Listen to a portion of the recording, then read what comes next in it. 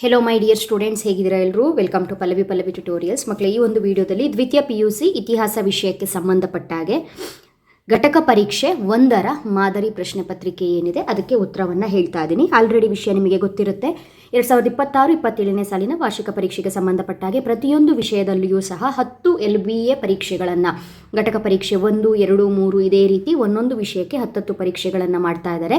ಈ ಒಂದು ಪರೀಕ್ಷೆಗಳನ್ನು ಸರ್ಕಾರದವರು ನಿಮಗೆ ನಡೆಸಬೇಕು ಅಂತ ಯಾವ ಕಾರಣಕ್ಕಾಗಿ LBA ಫಾರ್ಮ್ಯಾಟ್ ತಂದಿದ್ದಾರೆ ಅಂತ ಹೇಳಿದ್ರೆ, ವಾರ್ಷಿಕ ಪರೀಕ್ಷೆಯಲ್ಲಿ ನೀವು ಉತ್ತಮ ಅಂಕಗಳನ್ನು ಗಳಿಸಬೇಕು ಹಾಗೂ ವಾರ್ಷಿಕ ಪರೀಕ್ಷೆಯಲ್ಲಿ ಬರುವಂಥ ಪ್ರಶ್ನೆಗಳ ಬಗ್ಗೆ ನಿಮಗೆ ಗಮನ ಇರಬೇಕು. ಯಾವ ರೀತಿ ಪ್ಯಾಟ್ರನಲ್ಲಿ ಪ್ರಶ್ನೆಗಳನ್ನ ಕೇಳ್ತಾರೆ, ನೀವು ಯಾವ ರೀತಿಯಾಗಿ ಓದ್ಕೊಳ್ಬೇಕು ಅನ್ನೋದ್ರ ಬಗ್ಗೆ ನಿಮಗೆ ನಾಲೆಡ್ಜ್ ಇರಬೇಕು ಅನ್ನೋ ಕಾರಣಕ್ಕೆ ಈ ಒಂದು ಪ್ಯಾಟ್ರನ್ನ ಇಂಟ್ರೊಡ್ಯೂಸ್ ಮಾಡಿದ್ದಾರೆ.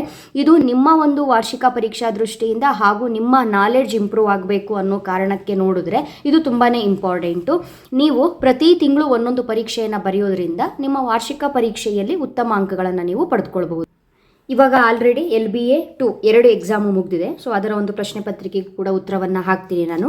ಹಾಗಾದರೆ ಪ್ರತಿ LBA ಟೆಸ್ಟಿನ ಪ್ರಶ್ನೆಗಳಿಗೆ ಏನಿದೆ, ಮಾದರಿ ಪ್ರಶ್ನೆ ಪತ್ರಿಕೆ ಏನಿದೆ ಅದಕ್ಕೆ ಉತ್ತರಗಳನ್ನ ನೀವು ನೋಡ್ಕೊಳ್ಬೇಕನ್ನೋದಾದರೆ ಖಂಡಿತವಾಗ್ಲೂ ನೋಡ್ಕೊಳ್ಬೇಕು. ಈ ರೀತಿಯಾಗಿ 10 ಟೆಸ್ಟ್ಗಳಲ್ಲಿ ಕೇಳಿರುವಂಥ ಪ್ರಶ್ನೆಗಳನ್ನ ನೀವು ಕರೆಕ್ಟಾಗಿ ಗಮನಿಸ್ತಾ ಹೋದರೆ ವಾರ್ಷಿಕ ಪರೀಕ್ಷೆ ತುಂಬಾ ಈಸಿ ಆಗುತ್ತೆ. ಆಮೇಲೆ ಇನ್ನೊಂದು ನಿಮಗೆ ಡೌಟ್ ಏನು ಅಂತ ಹೇಳಿದ್ರೆ, ಈ ಘಟಕ ಪರೀಕ್ಷೆಯಲ್ಲಿ ಎಷ್ಟು ಅಧ್ಯಾಯಗಳು ಕವರ್ ಆಗುತ್ತೆ ಅಂತ ಹೇಳ್ಕೊಂಡು, ಕೆಲವೊಂದು ಸಲ ಒಂದೊಂದೇ ಅಧ್ಯಾಯ ಕವರ್ ಆಗುತ್ತೆ, ಕೆಲವೊಂದು ಸಲ 2 ಅಧ್ಯಾಯಗಳು, ಅಥವಾ ಇನ್ನೂ ತುಂಬ ಚಿಕ್ಕದಾಗಿತ್ತು ಅಧ್ಯಾಯಗಳು ಅಂತ ಹೇಳಿದ್ರೆ 3 ಅಧ್ಯಾಯಗಳು ಕವರ್ ಆಗುವಂಥ ಚಾನ್ಸಸ್ ಇರುತ್ತೆ.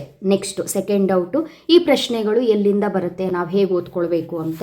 ಇವಾಗ ಆಲ್ರೆಡಿ ನಾನು ನಿಮ್ಮ ಇತಿಹಾಸ ವಿಷಯಕ್ಕೆ ಸಂಬಂಧಪಟ್ಟ ಹಾಗೆ ಬೋರ್ಡ್ ಅವರೇ ರಿಲೀಸ್ ಮಾಡಿರುವಂತಹ ಕ್ವಶನ್ ಬ್ಯಾಂಕ್ ಏನಿದೆ ಅದಕ್ಕೆ ಉತ್ತರವನ್ನು ಅಪ್ ಟು ಡೇಟ್ ಎಲ್ಲದು, ಬಹು ಆಯ್ಕೆ ಪ್ರಶ್ನೆ, ಬಿಟ್ಟ ಸ್ಥಳ, ಹೊಂದಿಸಿ ಬರೆಯಿರಿ 1 ಅಂಕ, 2 ಅಂಕ, 5 ಅಂಕ, 10 ಅಂಕ ಹಾಗೂ ಭಾರತದ ಭೂಪಟ ನಕ್ಷೆ, ಓಕೆನಾ, ಇಷ್ಟಕ್ಕೂ ಸಂಬಂಧಪಟ್ಟಾಗೆ ಎಲ್ಲ ಮಾಹಿತಿಯನ್ನು ನಾನು ನಿಮಗೆ ಶೇರ್ ಮಾಡ್ತಾ ಇರ್ತೀನಿ.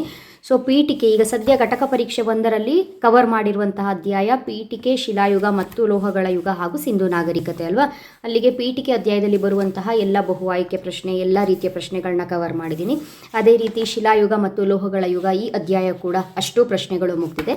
ನೆಕ್ಸ್ಟ್ ಸಿಂಧು ನಾಗರಿಕತೆ ಇದು ಕೂಡ ಮುಗಿದಿದೆ. ನೆಕ್ಸ್ಟು LBA 2ಗೆ ಬರುವಂಥ ಅಧ್ಯಾಯಗಳಿಗೆ ಸಂಬಂಧಪಟ್ಟಾಗೂ ಕೂಡ ಎಲ್ಲ ಪ್ರಶ್ನೆಗಳು ಮುಗಿದಿದೆ. ಈಗ ಪ್ರೆಸೆಂಟು 4.7 ವರ್ಧನರು ಏನಿದೆ ಈ ಅಧ್ಯಾಯದ ಬಗ್ಗೆ ನಾನು ನಿಮಗೆ ಅಪ್ಡೇಟ್ ಕೊಡ್ತಾ ಇದ್ದೀನಿ. ಸೊ 4.6ರವರೆಗೂ ಕೂಡ ನಿಮಗೆ ಎಲ್ಲ ಬಹುಮುಖ್ಯ ಮಾಹಿತಿಗಳು ಈ ವರ್ಷದ್ದು ಅಪ್ಡೇಟ್ ವಿಡಿಯೋಸು ಸಿಗುತ್ತೆ.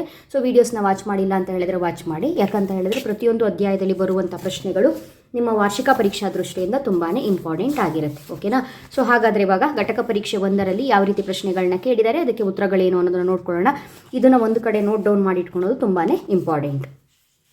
ಬಹು ಆಯ್ಕೆ ಪ್ರಶ್ನೆಗಳು, ಪ್ರತಿಪಾದನೆ ಮತ್ತು ಕಾರಣ ಕೊಟ್ಟಿರ್ತಾರೆ. ಪ್ರತಿಪಾದನೆಯನ್ನು ಓದ್ಕೊಳ್ಳಿ. ಇಂಡಿಯಾ ಎಂಬ ಪದವು ಇಂಡೋಸ್ ಎಂಬ ಗ್ರೀಕ್ ಪದದಿಂದ ಬಂದಿದೆ. ಪರ್ಷಿಯನ್ನರು ಸಿಂಧೂ ನದಿಯನ್ನು ಹಿಂದೂ ನದಿ ಎಂದು ಕರೆದರು. ಪ್ರತಿಪಾದನೆ ಕೂಡ ಸರಿಯಾಗಿದೆ. ಅದೇ ರೀತಿ ಅದಕ್ಕೆ ಕೊಟ್ಟ ಕಾರಣ ಕೂಡ ಸರಿಯಾಗಿದೆ. ಹಾಗಾಗಿ A ಮತ್ತು Rಗಳೆರಡೂ ಸರಿಯಾಗಿವೆ ಹಾಗೂ ಆರ್ಯನ ಸರಿಯಾದ ವಿವರಣೆ ಅಂತ ಬರೀಬೇಕು. ಸಿಂಧು ಜನರ ಪ್ರಧಾನ ದೇವತೆ ಮಾತೃದೇವತೆ. ನೆಕ್ಸ್ಟ್ ಬಿಟ್ಟ ಸ್ಥಳ ಪ್ರಶ್ನೆಗಳನ್ನ ಕೇಳಿದರೆ 3 ಅಧ್ಯಾಯಗಳನ್ನ ಕವರ್ ಮಾಡಿರೋದ್ರಿಂದ ಆ 3 ಅಧ್ಯಾಯಗಳಲ್ಲಿ ಬರುವಂಥ ಪ್ರಶ್ನೆಗಳನ್ನ ಹೈಲೈಟ್ ಮಾಡ್ತಾರೆ. ಬುದ್ಧ ಚರಿತವನ್ನು ಬರೆದವರು ಅಶ್ವಘೋಷ. ಪ್ಯಾಲಿಯೋಲಿಥಿಕ್ ಮಾನವ ಬಳಸಿದ ಕಲ್ಲು ಕ್ವಾರ್ಟರ್ಜೈಟ್ ಆಗಿರುತ್ತೆ. ಮೊಹೆಂಜದಾರೋ ಎಂದರೆ ಸತ್ತವರ ದಿಬ್ಬ. ಅದೇ ರೀತಿ ಹೊಂದಿಸಿ ಬರೆಯಿರಿ ಪ್ರಶ್ನೆಗಳು ನೋಡ್ಕೊಳ್ಳಿ. ಪ್ಲಿನಿ ಕೇಳಿದರೆ Pliny natural historia. Kakutsa Varma Halmidi ಶಾಸನ. ಡಾಕ್ಟರ್ RD ಬ್ಯಾನರ್ಜಿ ಕೇಳಿದರೆ ಮೊಹೆಂಜದಾರೋ ಸಂಶೋಧನೆ ಮಾಡಿದವರು, ಓಕೆನಾ. ಇದ್ರ ಜೊತೆಗೆ ಮುಂದಿನ 1 ಅಂಕದ ಬಹು ಮುಖ್ಯ ಪ್ರಶ್ನೆ ಯಾವುದು ನೋಡಿ, ಪ್ರಾಚೀನ ಕರ್ನಾಟಕದ ಮೇರೆ ಉಲ್ಲೇಖಿಸುವ ಗ್ರಂಥ ಯಾವುದು ಕೇಳಿದರೆ ಕವಿರಾಜ ಮಾರ್ಗ. ಸಿಂಧೂ ನಾಗರಿಕತೆಯ ಸ್ನಾನಗೃಹ ಎಲ್ಲಿದೆ ಅಂತ ಹೇಳಿದರೆ ಮೊಹೆಂಜೊದಾರೋ. ನೆಕ್ಸ್ಟು 2 ಅಂಕದ ಬಹುಮುಖ್ಯ ಪ್ರಶ್ನೆಗಳು, ಭಾರತದ ಇತರೆ 2 ಹೆಸರುಗಳನ್ನು ತಿಳಿಸಿ ಅಂತ ಹೇಳಿದ್ದಾರೆ. ಉಳಿದ ಪ್ರಶ್ನೆಗಳು, ಭಾರತದಲ್ಲಿ ಉದಯಿಸಿರುವ ಯಾವುದಾದರೂ 2 ಪ್ರಮುಖ ಧರ್ಮಗಳು. ಇದೆಲ್ಲ ಪ್ರಶ್ನೆ ಇಲ್ಲೇನಿದೆ, ನಿಯೋಲಿಥಿಕು, ಸಿಂಧು ನಾಗರಿಕತೆಯ ನಗರ, ಇದೆಲ್ಲವೂ ಕೂಡ ನಾನು ಆಲ್ರೆಡಿ 2 ಅಂಕದ ಬಹುಮುಖ್ಯ ಪ್ರಶ್ನೆಗಳನ್ನ ಕೊಟ್ಟಿದ್ದೀನಲ್ಲ ಮಕ್ಕಳೇ, ಅದರಲ್ಲಿ ನೋಡ್ಕೊಳ್ಬೇಕು. ನೋಡಿ, ಇಲ್ಲಿ 2 ಅಂಕದ ಪ್ರಶ್ನೆಗಳು, ಮೊದಲನೇ ಅಧ್ಯಾಯದ್ದು ಯಾವುದು, ಯಾವ ಪ್ರಶ್ನೆಗಳಿದೆ, ಅದಕ್ಕೆ ಉತ್ತರಗಳೇನು, ಅಥವಾ ಸಿಂಧೂ ನಾಗರಿಕತೆಯಲ್ಲಿ ಕೇಳುವಂತಹ 2 ಅಂಕದ ಪ್ರಶ್ನೆಗಳು ನೋಡಿ. ಈ ಎಲ್ಲ ಪ್ರಶ್ನೆಗಳಿಗೂ ಕೂಡ ಉತ್ತರವನ್ನು ಆಲ್ರೆಡಿ ನಾನು ಅಪ್ಲೋಡ್ ಮಾಡಿರೋದ್ರಿಂದ ನೀವು ನೋಡ್ಕೊಳ್ತೀರಿ ಅಂತ ಭಾವಿಸಿದ್ದೀನಿ. ಸೊ ನೀವು ಈ ಚಾಪ್ಟರ್ ವೈಸ್ ಇಂಪಾರ್ಟೆಂಟ್ ಕ್ವಶನ್ಸ್ ಏನು ಕೊಟ್ಟಿರ್ತೀನಲ್ಲ ಅದನ್ನು ನೋಡಿಕೊಂಡ್ರೆ ನಿಮಗೆ ತುಂಬಾ ಹೆಲ್ಪ್ಫುಲ್ ಆಗಿರುತ್ತೆ. 5 ಅಂಕದ ಪ್ರಶ್ನೆಗಳು, 10 ಅಂಕದ ಪ್ರಶ್ನೆಗಳು ಎಲ್ಲ ಅಧ್ಯಾಯದಲ್ಲೂ ಬರೋದಿಲ್ಲ. ಹಾಗಾಗಿ ಇಲ್ಲಿ ಕವರ್ ಮಾಡಿರುವಂತಹ ಅಧ್ಯಾಯಕ್ಕೆ ಸಂಬಂಧಪಟ್ಟ ಹಾಗೆ ಮೊದಲನೇ ಅಧ್ಯಾಯ ಪೀಠಿಕೆ, ಎರಡನೇ ಅಧ್ಯಾಯ ಶಿಲಾಯುಗ ಮತ್ತು ಲೋಹಗಳ ಯುಗ, ಮೂರನೇ ಅಧ್ಯಾಯ ಸಿಂಧೂ ನಾಗರಿಕತೆ. ಈ 3 ಅಧ್ಯಾಯದಲ್ಲಿ ಯಾವುದೇ ರೀತಿಯ 10 ಅಂಕದ ಪ್ರಶ್ನೆಗಳು ಬರದೇ ಇರೋ ಕಾರಣ ನಿಮಗಿಲ್ಲಿ ಭಾಗ ಡಿಯಲ್ಲಿ ಯಾವುದೇ ಪ್ರಶ್ನೆಗಳನ್ನು ಕೇಳಿಲ್ಲ. ಓಕೆನಾ, ಇಲ್ಲಿ 10 ಅಂಕದ ಪ್ರಶ್ನೆಗಳು ಈ 3 ಅಧ್ಯಾಯದಲ್ಲಿ ಯಾವುದೂ ಬರಲ್ಲ. ಹಾಗಾಗಿ 5 ಅಂಕದ ಪ್ರಶ್ನೆಗಳನ್ನ ಮಾತ್ರ ಕೇಳಿದ್ದಾರೆ. ಸೊ ಇದರಲ್ಲೇ ನೀವು ಅರ್ಥ ಮಾಡ್ಕೊಳ್ಬೇಕು ಯಾವ ರೀತಿಯಾಗಿ ಕೇಳ್ತಾರೆ ಪ್ರಶ್ನೆಗಳನ್ನು ಅಂತ ಹೇಳಿಕೊಂಡು. ನೆಕ್ಸ್ಟ್ ನಿಮಗೆ ಬರುವಂಥದ್ದು ಅಧ್ಯಾಯ 4 ವೈದಿಕ ಸಂಸ್ಕೃತಿ ಅಲ್ವಾ. ಸೊ ಈ ಅಧ್ಯಾಯದಿಂದ ನಿಮಗೆ ಘಟಕ ಪರೀಕ್ಷೆ 2 ಏನಿದೆ ಅಲ್ಲಿ ಕವರ್ ಮಾಡ್ತಾ ಹೋಗ್ತಾರೆ. ಈ ವೈದಿಕ ಸಂಸ್ಕೃತಿಯಲ್ಲಿ ಬರುವಂತಹ ಟಾಪಿಕ್ಗಳು ಯಾವುದು, ಯಾವ್ಯಾವ ಟಾಪಿಕ್ ಬರುತ್ತೆ, 5 ಅಂಕ 10 ಅಂಕ ಎಲ್ಲವನ್ನು ನಾನು ಚಾಪ್ಟರ್ ವೈಸ್ ಕೊಟ್ಟಿದ್ದೀನಿ. ಇದನ್ನು ನೀವು ನೋಡಿಕೊಂಡ್ರೆ, ಕೆಲವೊಂದು ಕಾಲೇಜಲ್ಲಿ ಇನ್ನೂ LBA 2 ಎಕ್ಸಾಮ್ ನಡೀಲಿಲ್ಲ, ಘಟಕ ಪರೀಕ್ಷೆ 2 ನಡೀತಾ ಇದೆ. ಅದು ನೋಡಿಕೊಂಡ್ರೆ ನಿಮಗೆ ತುಂಬಾ ಹೆಲ್ಪ್ಫುಲ್ ಆಗಿರುತ್ತೆ. ಅಧ್ಯಾಯ 4.2 ಹೊಸ ಧರ್ಮಗಳ ಉದಯ. ಇಲ್ಲಿ ಬುದ್ಧನ ಜೀವನ ಮತ್ತು ಸಾಧನೆ ಏನಿದೆ, ಇದೇ 10 ಅಂಕದ ಬಹುಮುಖ್ಯ ಪ್ರಶ್ನೆ, ಗ್ಯಾರಂಟಿ ಪ್ರಶ್ನೆ ಅಂತ ಹೇಳ್ಬೋದು. ಸೊ ಅದಕ್ಕೂ ಕೂಡ ಉತ್ತರವನ್ನು ಕೊಟ್ಟಿದ್ದೀನಿ. ಹಾಗಾಗಿ LBA ಟೆಸ್ಟುಗಳು ನಿಮ್ಮ ವಾರ್ಷಿಕ ಪರೀಕ್ಷಾ ದೃಷ್ಟಿಯಿಂದ ಇಂಪಾರ್ಟೆಂಟೇ. ನೀವೇನು ಮಾಡಬೇಕು ಅಂತ ಹೇಳಿದರೆ chapter wise important question again and again ಹೇಳ್ತಾ ಇದ್ದೀನಿ. ಯಾವುದ್ಯಾವುದೋ ಓದ್ಕೊಳ್ಳೋದಲ್ಲ, ನೀವು ಬೋರ್ಡ್ ಅವರೇ ರಿಲೀಸ್ ಮಾಡಿರುವಂತಹ ಕ್ವಶನ್ ಬ್ಯಾಂಕಲ್ಲಿ ಇರುವಂತಹ ಪ್ರತಿ ಒಂದು ಚಾಪ್ಟ್ರಲ್ಲೂ ನಾನು ಹೇಳಿದ್ನಲ್ಲ 5 ಅಂಕ 10 ಅಂಕ ಮಾತ್ರ ಎಲ್ಲ ಅಧ್ಯಾಯಗಳಲ್ಲೂ ಬರೋದಿಲ್ಲ ಅನ್ನೋದು ಬಿಟ್ಟರೆ, ಬಹು ಆಯ್ಕೆ, ಬಿಟ್ಟ ಸ್ಥಳ, ಹೊಂದಿಸಿ ಬರೆಯಿರಿ, 1 ಅಂಕ 2 ಅಂಕ, ಕಾಲಾನುಕ್ರಮ ಯಾವ್ಯಾವ ಅಧ್ಯಾಯದಲ್ಲಿ ಯಾವ ರೀತಿ ಬರುತ್ತೆ ಅನ್ನೋದನ್ನು ನೀವು ಗಮನದಲ್ಲಿ ಇಟ್ಕೊಂಡು ಒಂದು ಕಡೆ ನೋಟ್ ಡೌನ್ ಮಾಡಿಕೊಂಡು ಓದ್ಕೊಳ್ತಾ ಹೋಗಬೇಕು. ಯಾಕಂದರೆ ನಿಮಗೆ ಎಕ್ಸಾಮ್ ಇರೋದು ಮಾರ್ಚಿಗೆ, ಫೆಬ್ರವರಿವರೆಗೂ ಕೂಡ ನಿಮಗೆ LBA ಎಕ್ಸಾಮ್ ನಡೀತಾನೆ ಇರುತ್ತೆ. ತಿಂಗಳಿಗೊಂದು 10 ಎಕ್ಸಾಮ್ ಕವರ್ ಮಾಡ್ತಾರೆ. ಒಂಚೂರು ಹೆಚ್ಚು ಕಡಿಮೆ ಆಗ್ಬೋದು, ಕೆಲವೊಂದು ತಿಂಗಳು ಸ್ಟಾರ್ಟಿಂಗಲ್ಲಿ ಬರ್ಬೋದು ಅಥವಾ ಮಂತ್ ಎಂಡಲ್ಲಿ ಬರ್ಬೋದು. ಈ ರೀತಿ ಒಂದು ಸ್ವಲ್ಪ ಡೇಟ್ ವೇರಿಯೇಷನ್ ಆಗ್ಬೋದು.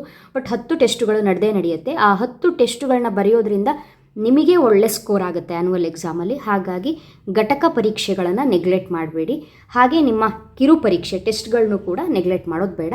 ನೀವು ಘಟಕ ಪರೀಕ್ಷೆಗಳನ್ನು ಬರೆಯೋದ್ರಿಂದ ನಿಮ್ಮ ಟೆಸ್ಟಲ್ಲೂ ಕೂಡ ನೀವು ಉತ್ತಮ ಅಂಕಗಳನ್ನು ಪಡೆದುಕೊಳ್ಬಹುದು. ಹಾಗಾಗಿ ಇದ್ರ ಬಗ್ಗೆ LBA ಅಂತ ಹೇಳಿದ್ರೆ ಏನು, ಇದ್ರ ಬಗ್ಗೆ ನಿಮಗೆ ಏನಾದರೂ ಡೌಟ್ ಇತ್ತು, ಇನ್ನೂ ಮಾಹಿತಿ ಬೇಕು ಅಂತ ಹೇಳಿದ್ರೆ ನಾನು ಆಲ್ರೆಡಿ ವಿಡಿಯೋನ ಅಪ್ಲೋಡ್ ಮಾಡಿದ್ದೀನಿ. ಓಕೆನಾ. ಇಲ್ಲಿ ಘಟಕ ಪರೀಕ್ಷೆಯ ಪ್ರತಿಯೊಂದು ಪ್ರಶ್ನೆ ಪತ್ರಿಕೆಯೂ ಕೂಡ ಬೋರ್ಡ್ ಅವರೇ ರಿಲೀಸ್ ಮಾಡಿರುವ ಕ್ವಶನ್ ಬ್ಯಾಂಕಲ್ಲೇ ಕ್ವಶನ್ಸ್ಗಳನ್ನು ಪಿಕ್ ಮಾಡಿ ಅದರಿಂದನೇ ಪ್ರಶ್ನೆ ಪತ್ರಿಕೆಯನ್ನು ತಯಾರು ಮಾಡಿ ಬೋರ್ಡ್ ಅವರು ನಿಮಗೆ ರಿಲೀಸ್ ಮಾಡ್ತಾರೆ. ಬೇರೆ ಎಲ್ಲೂ ಕೂಡ ಪಿಕ್ ಮಾಡಲ್ಲ. ಪ್ರಶ್ನೆಗಳು ಕ್ವಶನ್ ಬ್ಯಾಂಕಲ್ಲಿರೋದೇ ತೆಗಿತಾರೆ. ಹಾಗಾಗಿ ಚಾಪ್ಟರ್ ವೈಸ್ ಇಂಪಾರ್ಟೆಂಟ್ ಕ್ವಶನ್ಸು ಎಲ್ಲ subject very very very important. ಆದಷ್ಟು ವೀಡಿಯೋಸ್ಗಳನ್ನ ಶೇರ್ ಮಾಡಿ. ನಿಮಗೂ ಕೂಡ ಹೆಲ್ಪ್ಫುಲ್ ಆಗಿದ್ದರೆ ಈ ಒಂದು ವಿಡಿಯೋದಿಂದ ಚಾನಲ್ನ ಸಬ್ಸ್ಕ್ರೈಬ್ ಮಾಡಿಕೊಂಡು ಆಲ್ ಬಟನ್ನ ಕ್ಲಿಕ್ ಮಾಡ್ಕೊಳ್ಳಿ. ನೆಕ್ಸ್ಟ್ ವಿಡಿಯೋದಲ್ಲಿ ಮತ್ತೆ ಸಿಗ್ತೀನಿ. Thank you. All the best.